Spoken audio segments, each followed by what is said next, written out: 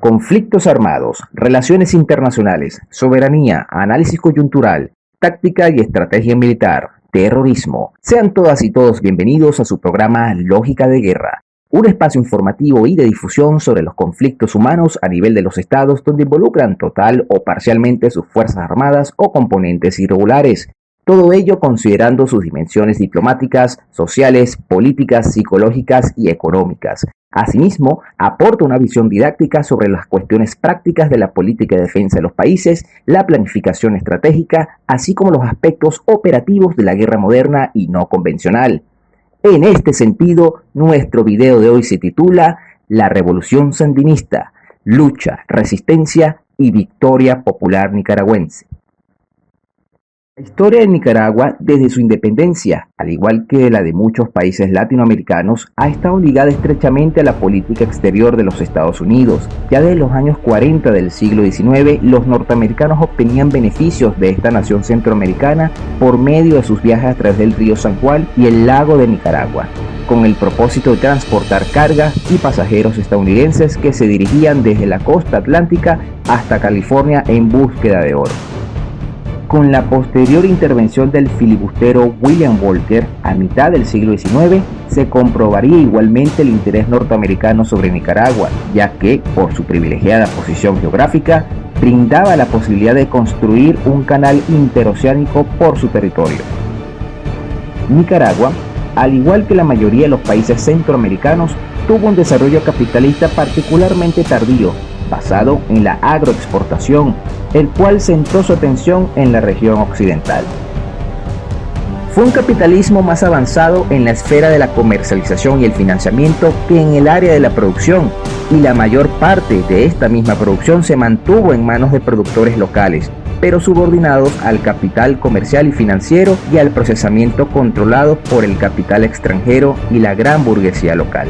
En 1912, a petición del entonces presidente Adolfo Díaz, las fuerzas militares de los Estados Unidos invadieron Nicaragua, ocupación que se prolongaría hasta 1925. Luego, ante una nueva intervención en 1926, el líder nacionalista Augusto César Sandino sería quien dirigiría la justa expresión popular de rechazo ante la agresión de la soberanía nicaragüense. Tiempo después, mediante un golpe militar en 1936, Somoza García destituyó al presidente liberal Juan Sacasa, afianzando de esta forma su poder, el cual legitimaría luego de elegirse como presidente de Nicaragua, tarea en la que contó con el apoyo de la clase dominante que veía en él a un restaurador del orden social y un vehículo eficaz para garantizar su influencia en el gobierno. De igual forma, la dictadura pasaba por ser intermediaria del dominio norteamericano en Nicaragua, de lo cual precisaba en ese momento Estados Unidos, de acuerdo con su política del buen vecino, impulsado por el presidente Franklin Delano Roosevelt. En otras palabras, se trataba de garantizar la conservación de los intereses de Washington en Latinoamérica, afectando considerablemente los efectos de la Gran Depresión económica de 1929 a 1932. Esta crisis igualmente tuvo consecuencias negativas para los países latinoamericanos, como es el caso de las exportaciones mercantiles, las cuales se redujeron a un 65%. Ante el auge de los movimientos nacionales revolucionarios compulsados por el descenso del nivel de vida de la población, las élites nacionales apuntaban por la lucha contra el poder de los monopolios extranjeros en la región. En contraste con esta postura, Somoza favorecía el mantenimiento del control del ejército por los monopolios norteamericanos en Nicaragua y simultáneamente su dictadura garantizaba el orden social mediante la represión política. A nivel interno, la dictadura sería la expresión de la llamada oligarquía terrateniente. Anastasio Somoza apoyó su gestión a través del control del ejército y el aparato burocrático estatal, y una alianza con las facciones de la clase media dominante, en su mayor parte con antiguos sectores liberales, a quienes facilitó las posibilidades de prácticas ilegales para su rápido enriquecimiento. Con posterioridad, Somoza apoyó en un sector del viejo Partido Liberal para la fundación del Partido Liberal Somocista. Progresivamente, la familia Somoza, que para los años 40 no pertenecía a las más acaudaladas del país, fue aumentando su poderío económico hasta convertirse en un verdadero monopolio. En el periodo 1950-1960 se dio en Nicaragua un proceso de sustitución de tipos tradicionales de producción, lo cual permitió que el algodón se convirtiera en el principal rubro de exportación, estimulado por el alza de los precios internacionales. Después de esta fase, con la creación del mercado común centroamericano, en los años 60 se daría, aunque de forma incipiente, los primeros pasos para la relativa industrialización de Nicaragua y el resto de Centroamérica. El crecimiento industrial estuvo determinado por el capital extranjero, concentrado en la manufactura. Así, el porcentaje de inversión foránea, que en 1959 era de un 27,8%, en 1969 se incrementó a 54%. En el plano político, varios factores incidieron en la crisis de la dictadura. Así, entre otros, un hecho destacado fue el aumento de la represión política en el periodo 1974 y 1978, motivado por la tensión social en el país y la crisis socioeconómica. En 1974, los derechos constitucionales fueron suspendidos, lo cual propició acciones desmedidas de la Guardia Nacional en contra de los opositores al régimen. El ejemplo de esto fue la política de terror abierta en contra de los campesinos, movimientos urbanos, activistas religiosos y de organizaciones políticas. Todos estos elementos contribuyeron a empañar más la ya desgastada imagen internacional de la dictadura somocista, a lo que se añadiría el inicio del gobierno de Jimmy Carter en los Estados Unidos en 1977, quien proyectaba una imagen exterior de defensor de las libertades de los derechos humanos, por lo cual sus relaciones con Nicaragua adquirirían desde entonces un nuevo contexto. Tras el triunfo de la Revolución Cubana en 1959, habría significado un enorme estímulo para las luchas populares en toda América Latina. En Nicaragua, este ejemplo fue seguido por varios movimientos guerrilleros, entre los cuales sobresale el del Chaparral, conformado por izquierdistas mexicanos, nicaragüenses y 2 cubanos. Todos estos elementos fueron antecedentes para la formación del Frente de Liberación Nacional en 1961, el cual se fundó en Tegucigalpa, Honduras, por iniciativa de Carlos Fonseca, Tomás Borges, Silvio Mayorga y el coronel Santos López.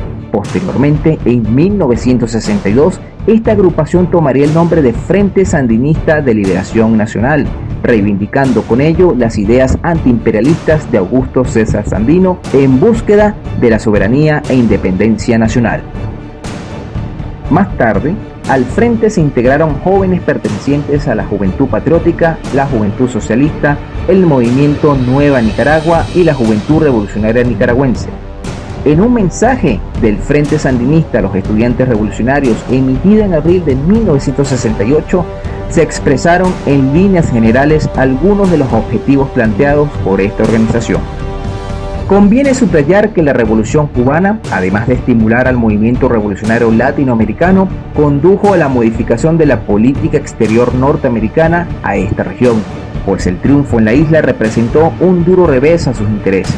Así, con el inicio de la administración de John F. Kennedy en 1961, Estados Unidos planteó el Programa de Alianza para el Progreso, que proponía realizar reformas desde arriba en la vida económica, política y social de la región para conjurar la revolución popular, contener la difusión de ideas comunistas y aislar a Cuba revolucionaria.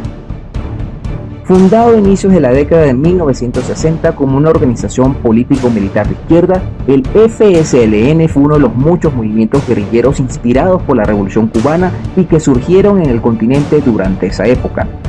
La agrupación, sin embargo, tuvo que esperar muchos años para obtener sus primeras victorias significativas en el plano militar, aunque varias derrotas heroicas como las de Ratí y Bocay en 1963 y Pancasán en 1967, así como las delicias del Volga en 1969, le permitieron irse dando a conocer entre la población nicaragüense. Después de un largo periodo de acumulación de fuerzas en la clandestinidad, los guerrilleros sandinistas eventualmente pasaron a la ofensiva en diciembre de 1974 con el asalto a la casa de un amigo personal de Somoza, que ofrecía una fiesta al embajador estadounidense. Ya para 1977, los guerrilleros sandinistas ya se mostraban capaces de atacar posiciones de la Guardia Nacional en varias ciudades. aunque en ese entonces la posibilidad de una victoria militar todavía parecía sumamente lejana. En enero de 1978, sin embargo, el asesinato de Pedro Joaquín Chamorro, director del diario La Prensa, opositor a Somoza y miembro de una familia de las más prominentes del país, terminó por colocar a la burguesía nicaragüense en contra de la familia gobernante y del lado del FSLN. La salida de Somoza del país el 17 de julio de 1979 y el desplome de la Guardia Nacional que siguió al llamado Día de la Alegría fue celebrado por la inmensa mayoría de los nicaragüenses. Y el gobierno provisional, que fue reconocido por la comunidad internacional al día siguiente, la llamada Junta de Gobierno de Reconstrucción Nacional, de 5 integrantes, solamente incluía 2 miembros del FSLN, entre los cuales se encontraban Daniel Ortega y Moisés Hassan. La revolución todavía no era exclusivamente sandinista, pero pronto lo pasaría a ser. El pretendido pluralismo de la Junta de Gobierno se empezó a romper en abril de 1980 con la renuncia de Boileta Barrios de Chamorros y Alfonso Robelo, los representantes del sector empresarial. La primera en renunciar fue la viuda de Pedro Joaquín Chamorro, la misma que 10 años después pondría un punto final al periodo revolucionario con su victoria en las urnas, en protesta por la deriva socialista del FSLN y cada vez mayor influencia de Cuba en los asuntos internos del país. Las mismas razones serían aducidas casi inmediatamente después por Robelo, quien eventualmente pasaría a integrar el directorio político de la resistencia nicaragüense, o contra el ejército irregular financiado por Estados Unidos, que eventualmente agrupó a las diferentes fuerzas contrarrevolucionarias que empezaron a surgir poco después. El FSLN siempre tuvo como objetivo implantar un modelo socialista similar al cubano, algo que Washington simplemente no podía permitir.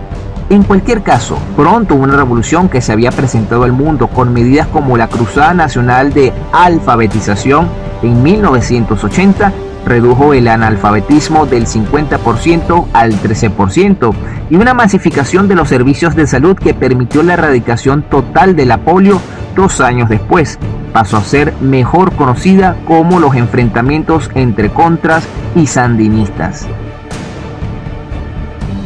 El FSLN se convertía así en la primera fuerza política en la historia de América Latina que, habiendo alcanzado el poder por las armas, lo entregaba en las urnas, y la resistencia nicaragüense o contra se desmovilizó de esta forma bajo el gobierno de Doña Violeta, como Barrios de Chamorro es conocido entre los nicaragüenses. Como coordinador de la Junta de Gobierno de Reconstrucción Nacional en 1979 a 1984 y presidente de la República de 1984 a 1990 y luego, desde el 2007 a día de hoy, Daniel Ortega es la persona que más tiempo ha pasado al frente de los destinos de Nicaragua, 23 años y contando. De hecho, al momento del triunfo, Ortega era probablemente el menos conocido de los 9 comandantes de la revolución, que integraba la Dirección Nacional, 3 por cada una de las tendencias en las que se dividía el FSLN. Daniel Ortega terminó sin embargo convirtiéndose en el rostro de la revolución sandinista y fue también el que más energía dedicó a mantener unido al partido luego de la derrota electoral en 1990. Y ni la escisión del partido de 1995 ni las derrotas sufridas en las elecciones de 1996 y 2001 lo hicieron cejar en su empeño de regresar a la silla presidencial, lo que consiguió después de los comicios de 2006 a pesar de recibir un porcentaje de votos menor al de las elecciones anteriores. Con la derecha dividida, el 38% de los votos alcanzados en noviembre de 2006 le permitió rehacerse con un poder que le revalidó en 2011 y 2016, en el que parece decidido a continuar, cueste lo que cueste, con el fin de proteger y fortalecer las conquistas revolucionarias. Efectivamente, para Ortega y sus simpatizantes, su segundo periodo al frente del gobierno constituye una segunda etapa de la revolución que inició en 1979.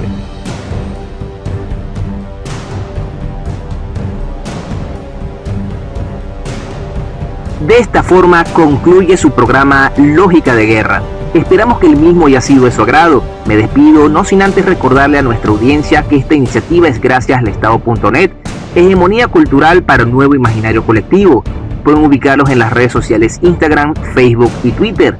Mi nombre es Julio Cáceres y para mí fue un inmenso placer compartir con todas y todos ustedes. Hasta la próxima.